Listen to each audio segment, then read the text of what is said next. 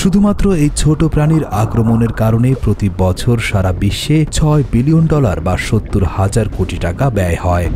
এরা বিশাল তিমি কিংবা কচ্ছপের শরীরে আক্রমণ করে চলাফেরায় সমস্যা করে, এমনকি অনেক সময় মৃত্যুর কারণ হয়।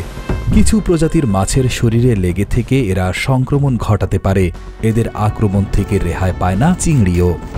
এমনকি বেশি পরিমাণে বৃদ্ধি পেলে এরা স্থানীয় অন্যান্য সামুদ্রিক প্রাণীদের থাকার জায়গাও কমিয়ে ফেলতে পারে। ছোট ছোট এই প্রাণীর আক্রমণ থেকে রক্ষা পায় না প্রবল পরাক্রমশালী যুদ্ধজাহাজও। এদের নাম বার্নিকল। দেখতে শামুকের মতো, কিন্তু এরা কাঁকড়া ও চিংড়ির কাছাকাছি একটি গোষ্ঠীর অন্তর্ভুক্ত। ছোট আকারে সামুদ্রিক ক্রাস্টেশিয়ান, যারা সাধারণত শক্ত পাথর বা প্রাণীর গায়ে লেগে থেকে জীবনযাপন করে।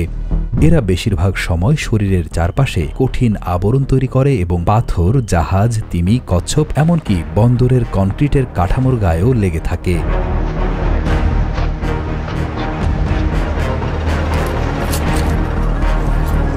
বার্নিকল জাহাজের জন্য একটি বড় সমস্যার সৃষ্টি করে, যাকে বায়োফাউলিং বলা হয়। এদের আক্রমণের কারণে জাহাজের তলায় লক্ষ লক্ষ বার্নিকল জমা হয়, ফলে পানির বাধা বেড়ে যায় এবং জ্বালানির ব্যবহার বেশি হয়।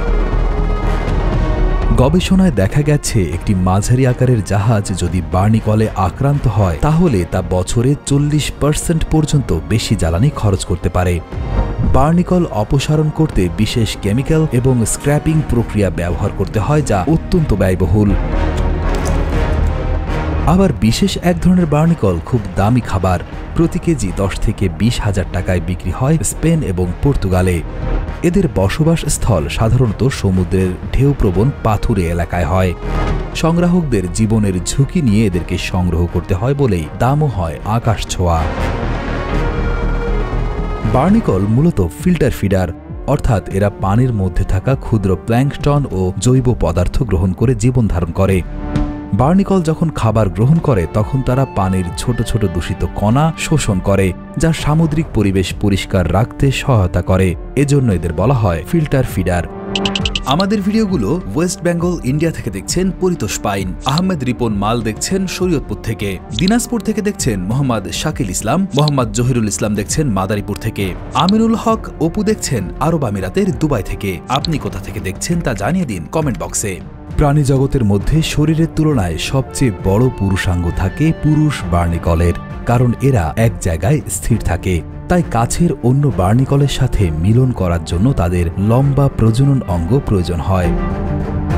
বার্নিকল ধীরে ধীরে বৃদ্ধি পায়, প্রতি বছর মাত্র 5 থেকে 10 মিলিমিটার।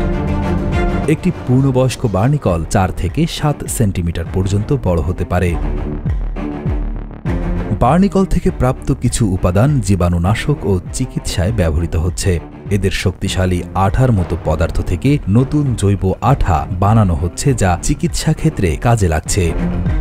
বার্নিকলের আঠা দিয়ে অস্ত্রোপচারের সময় কাটা অংশ জোড়া লাগানোর জন্য ব্যবহৃত হবে।